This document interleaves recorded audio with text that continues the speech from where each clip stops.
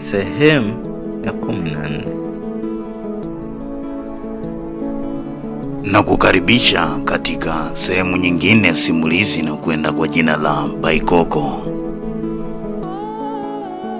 Katika sehemu iliyopita tulishia pale ambapo mke wa Rama, yani Angel, alikuwa amemkutanisha Sudi na mwanamke ambaye aliahidi kuwa atamsaidia. Na mara baada ya Sudi kukutana na huyo mwanamke, akagundua kuwa alikuwa ni yule mwanamke ambaye amewahi kumlipia ice cream pale Coco Beach katika ile siku ambayo alikuwa yupo na Asia, lakini Asia alikuwa mbali kidogo. Na mara baada ya Sudi kukutana naye huyo mwanamke, akawa ameahidi kumpa kiwango cha pesa, lakini kwa sharti moja la kufanya mapenzi na Sudi. Na ni kweli Sudi akawa amefanya hivyo, na katika dakika za mwisho kabisa tuliona kuwa Sudi alikuwa ametoka na yule mwanamke na kwenda mpaka hospitali ya Muhimbili kwa ajili ya kufanya malipo ya hela ambayo ilitakiwa kwa ajili ya kufanywa operation kwa Asia. Tuendelee.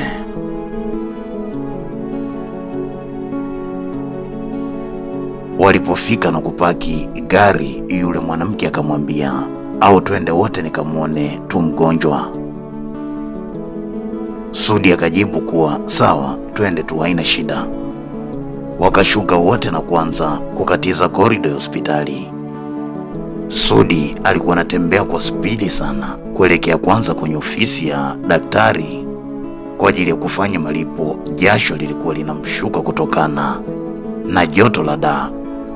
Huku nyuma yake alikuwepo yule mwanamama ambaye alikuwa akitembea taratibu kidogo. Yule mwanamama ghafla akasimama na kama akajishika kifua chake, huku akiwa anainama. Haraka Sudi akasogea na kumshika, kisha akamuuliza kuna nini? Yule mwanamke akamwambia Sudi, sijui kwa nini, lakini nahisi moyo wangu umeshtuka sana na mapigo ya moyo yamekuwa yananienda kasi mno. Sudi akataka kumnyenyua huku akimwambia basi twende haraka haraka kwa daktari tukajue shida ni nini hasa. Lakini yule mwanamke akamwambia Sudi, hapana Sudi, nitakuwa sawa tu, na hizi ni hizi harufu za dawa hapo hospitali ndio zinanipa shida. Huwa sipendi maarufu ya madawa haya, itabidi unikute kwenye gari tu pale parking.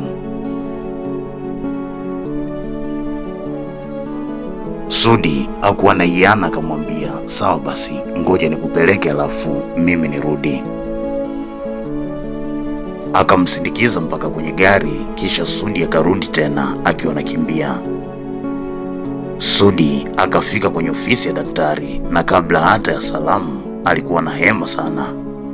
Akamwambia daktari, tayari nimeileta ile hela hapa dokta.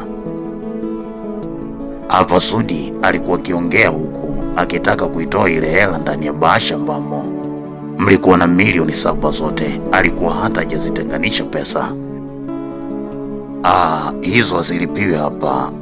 Sasa nenda pale mapokezi na hii fomu, alafu watakuelekeza jinsi ya kufanya malipo, kisha watajaza baadhi ya sehemu za hii fomu, kisha utarudi nayo hapa. Sudi hakutaka kupoteza muda sana, akaipokea fomu na kutoka haraka sana mpaka mapokezi ambako mara baada ya kujieleza wakampa maelezo jinsi ya kuilipa ile pesa. Akailipa na kurudi haraka. Akarudi tena kwenye ofisi ya daktari bila hata kugonga mlango. Alipoingia tu palikuwa na mtu mwingine pale ndani. Sudi akaongea, samani. Akaongea huku akifunga tena mlango na kukaa nje. Kwenye benchi, lakini wakati huu alikuwa na amani kiasi kutokana na kupata pesa kwa ajili ya kumtibia Asia wake, licha ya kuwa moyo wake ulikuwa ukimuuma kiasi kuwa leo analazimika kulala. na mama mtu mzima ambaye ni sawa na mama yake kabisa, ili mradi apate pesa tu.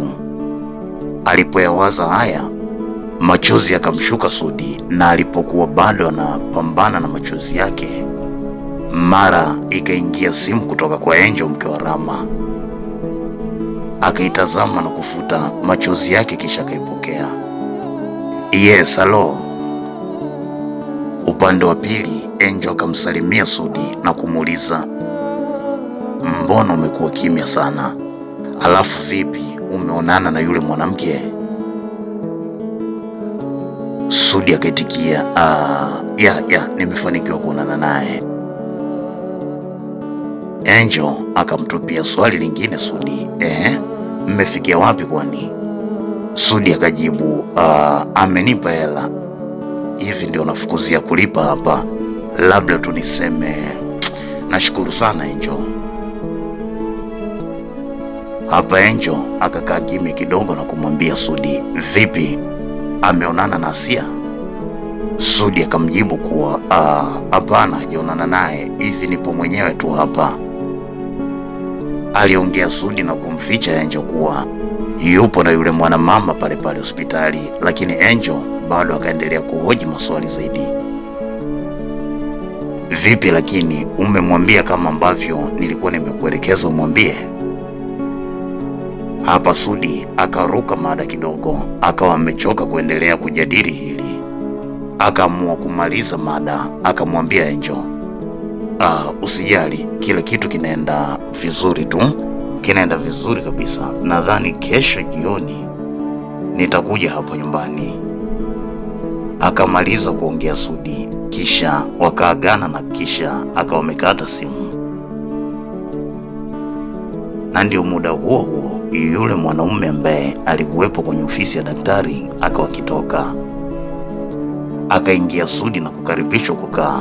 Alipokaa tu, daktari akamwambia, yaani una bahati sana sana. Hivi nilitaka kutoka hapa, lakini kuna mtu ningemwachia maelekezo kuwa mngefika. Umeshakamilisha? Sudi akaitikia, ndio. Aliitikia huku akiwa anamkabidhi zile fomu daktari. Daktari ambaye mara baada ya kuzifungua na kuzipitia akamwambia Sudi, sasa kutokana na muda kuwa umeenda, ikiwezekana itabidi afanyiwe upasuaji kesho jioni.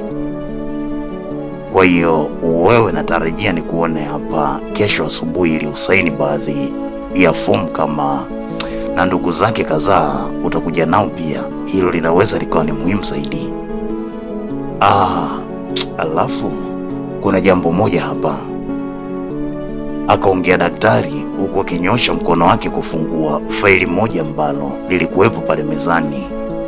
Kisha akatoa fomu moja na kuongea, ulisema mgonjwa ni mke wako Sudi akaitikia, ndio.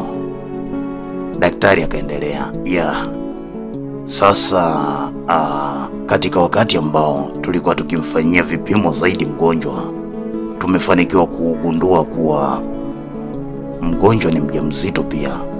Ana ujauzito wa mwezi mmoja. Hapa Sudi akatabasamu huku akimtazama daktari ambaye akamwambia, hongera sana. Sudi akatikisa kichwa kama ishara ya kumshukuru, huku meno yote akiwa nje kwa furaha. Kisha daktari akaongeza neno, kwa hiyo hapa tuna sababu nyingi sana za kuokoa maisha ya mgonjwa pamoja na kiumbe ambacho amekibeba. Sudi akashukuru sana, akashukuru mno, na kisha akaaga kutoka, akiahidi kufika kesho yake asubuhi kwa ajili ya maandalizi ya kufanyiwa upasuaji Asia. Lakini wakati huu alikuwa na furaha sana Sudi. Akatoka na kurudi kwenye gari ambako akamkuta yule mwanamama akiwa amesinzia. Sudi akagonga dirisha, kisha yule mwanamke akashtuka na kumfungulia mlango. Yule mwanamke akapiga mwayo mrefu sana na kisha akaongea, nilikuwa nimekwisha kupitiwa na usingizi kabisa. Yaani jinsi ambavyo umenichosha leo, sina hamu mimi. Alikuwa akiongea yule mwanamke huku akijiweka sawa, lakini akamuuliza pia Sudi, mbona kama umerudi na furaha sana mwenzangu, swala limefikia wapi? Sudi huku akitabasamu akaongea, kwa kweli jambo limeenda vizuri kabisa. Nimesha kamilisha utaratibu wa awali, na kwa mujibu wa daktari ni kwamba kesho natakiwa kuja tena hapa asubuhi, alafu jioni utamfanyia upasuaji. Yule mwanamke akamwambia Sudi, bora kwa kweli. Kwa hiyo hapa safari ya wapi sasa? Hivi kwanza unaishi wapi? Yule mwanamke akamtupia swali Sudi, ambaye akajibu, mimi naishi Tegeta. Tegeta kwa ndevu pale, hata sio mbali kutoka barabarani. Yaani ukishuka tu pale kwenye kituo cha dadara umefika. Akaongea mambo mengi sana Sudi kwa kujikanyaga, lakini yule mwanamke akamwambia, kumbe unaishi mbali sana Okay, sasa unaonaje tuende ukalale kwangu, alafu kesho asubuhi mimi ninapoenda kazini nitakuacha hapa, sababu mimi nafanya kazi posta tu hapo. Kwa hiyo hii ni njia yangu pia. Sudi akajifikiria kidogo, lakini moyoni akawa akijisemea, wapi nije kufa kizembe kwenye nyumba zilizojengwa na wanaume wenzangu. Akikumbuka tukio ambalo liliwahi kumpata ule wakati ambapo alikuwa amekutana na Asia, Sudi akaongea, hapana, nadhani tutawasiliana tu, sababu hata hivi kuna mtu ambaye nimejishikiza kwake maeneo ya Kinondoni tu hapo, katika wakati huo ambao nauguza. Sasa asiponiona kabisa anaweza kujisikia vibaya. Hata hivi sijafika pale siku nzima ya leo.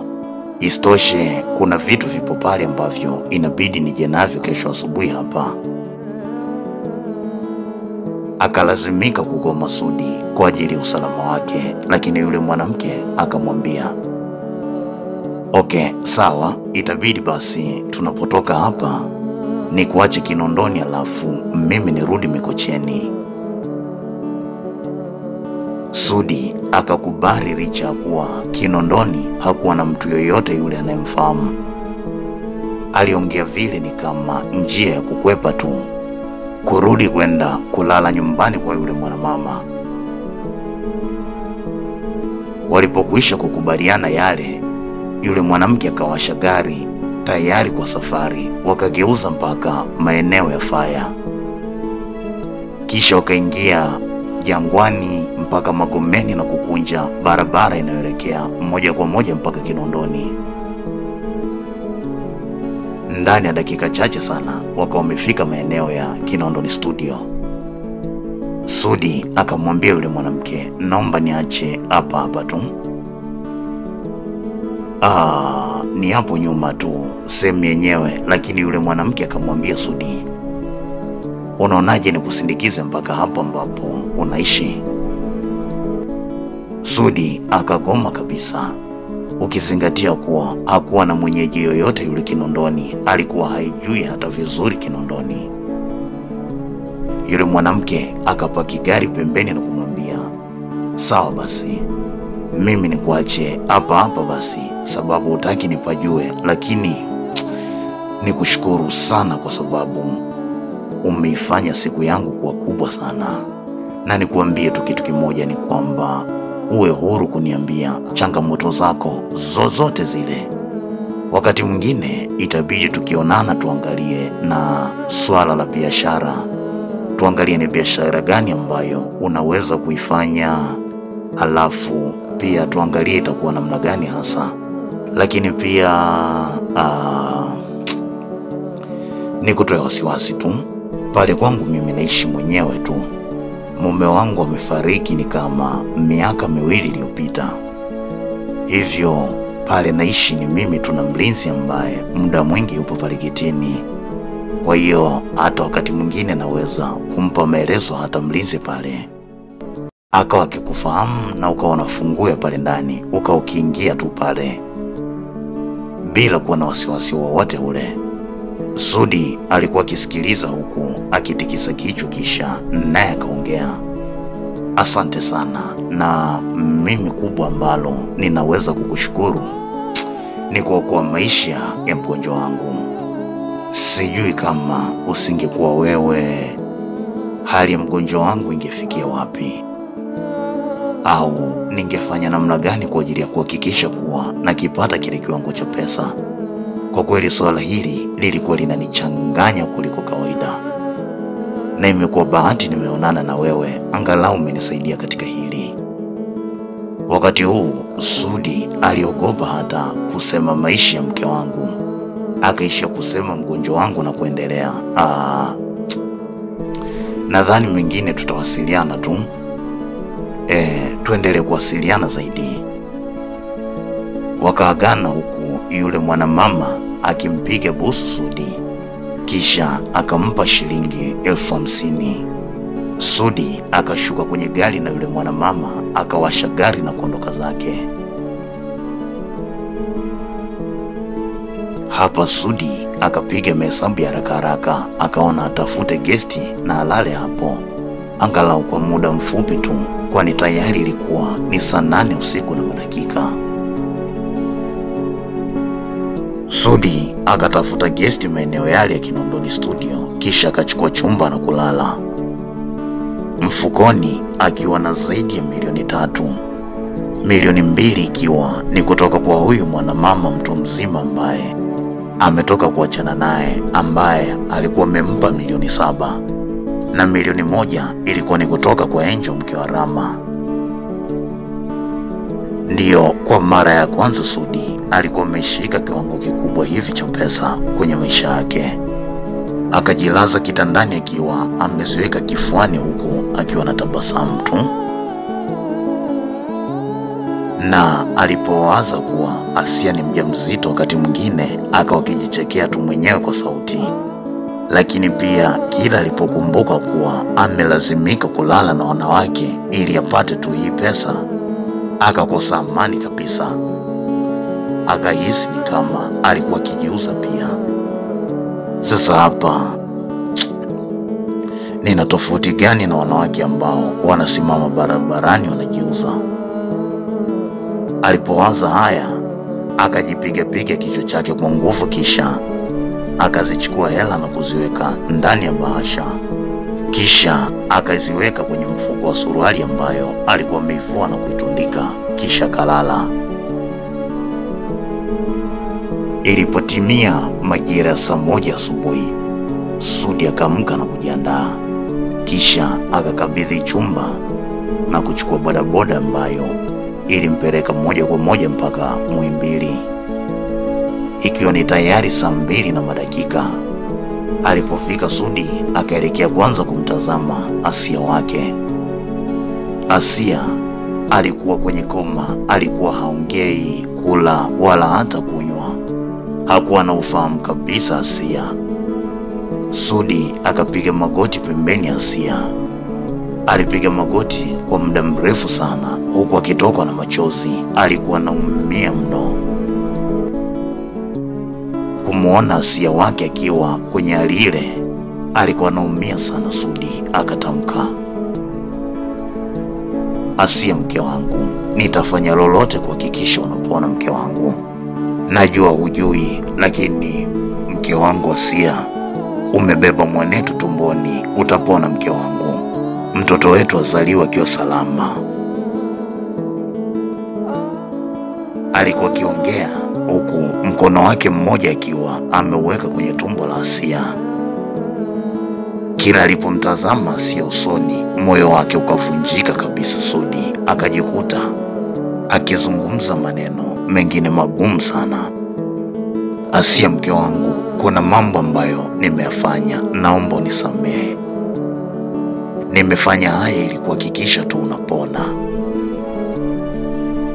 Alikuwa akiongea huku akilia sana Sudi, mpaka alipokuja kutolewa na nesi ambaye akamwambia, kaka, naomba utoke nje kidogo ili mgonjwa apate muda wa kupumzika. Sudi akatikisa kichwa kama ishara ya kukubali yale ambayo alikuwa akiambiwa, kisha akanyanyuka kutoka pale chini huku akijifuta machozi yake, na kisha akambusu Asia katika paji lake la uso na tumboni. Kisha akashika njia kuelekea nje ya wodi akiwa anaendelea kufuta machozi yake, licha ya kuwa yalikuwa bado yakimzidi nguvu. Akawa akiendelea kujifuta kupitia kitambaa chake. Alipotoka Sudi akaelekea moja kwa moja mpaka kwenye ofisi ya daktari, ambapo kulikuwa na mtu pia ndani ya ofisi akiongea na daktari. Sudi akakaa nje akisubiri zamu yake, ambapo pale nje pia palikuwepo na mtu mwingine pia. Akakaa akisubiri zamu yake.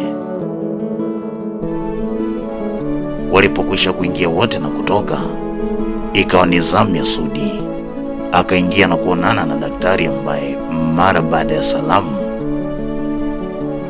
daktari akamwambia Sudi, saa 10 jioni leo mgonjwa wako atafanyiwa upasuaji, ila kuna fomu hizi hapa, unaweza ukatulia tu hata hapo pembeni ukazisoma vizuri kabisa, na kama utafikiana nazo basi unaweza kuzisaini, na kama ishara ya kutupa ruhusa pia kuwa tuende mbele zaidi na kuingia kwenye chumba cha upasuaji tayari kwa ajili ya upasuaji mkubwa.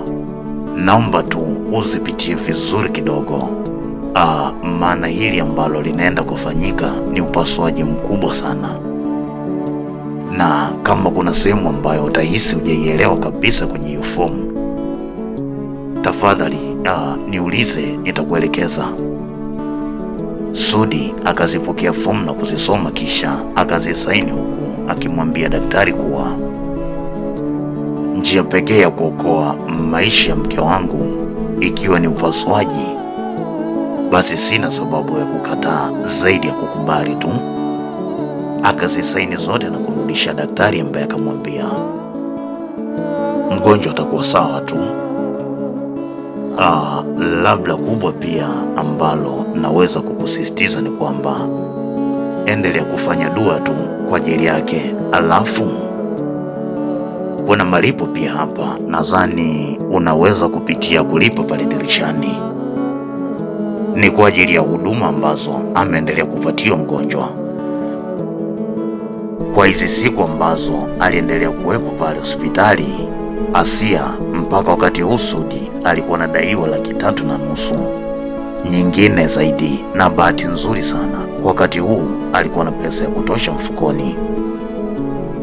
Sudi mara tu baada ya kutoka kwenye ofisi ya daktari akapita tena kwenye dirisha la malipo, akalipa kiwango cha pesa ambacho alikuwa anatakiwa kukilipa, kisha akatoka na kutafuta msikiti maeneo ya Upanga pale, akaingia na kufanya dua.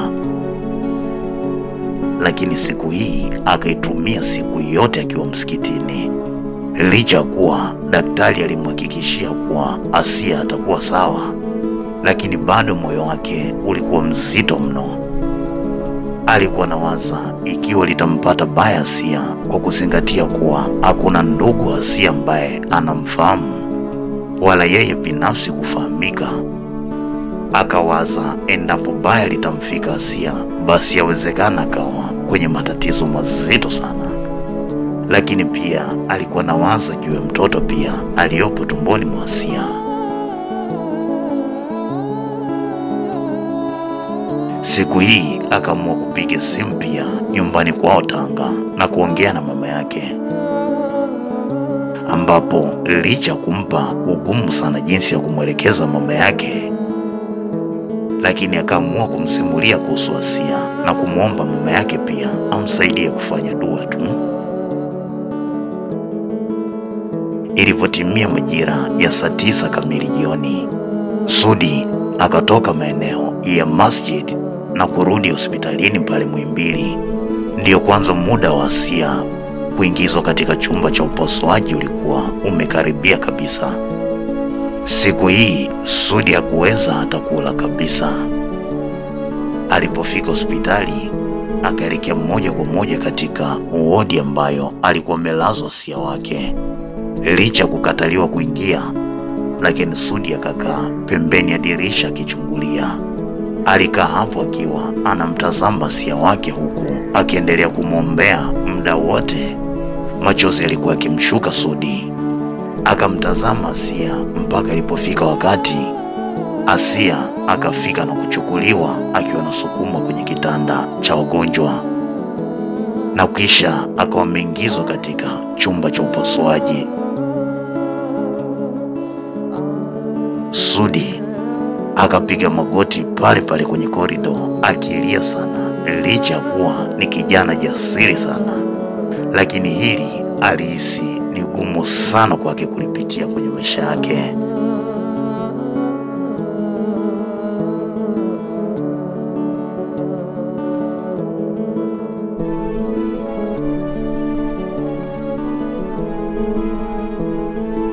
Itaendelea. Tukutane katika sehemu inayofuata ya mkasa huu wa kusisimua uliotungwa na kusimuliwa nami, mtunzi wako mahiri na msimuliaji wako ninayekwenda kwa jina la Lusajo Holland. Napatikana kupitia WhatsApp namba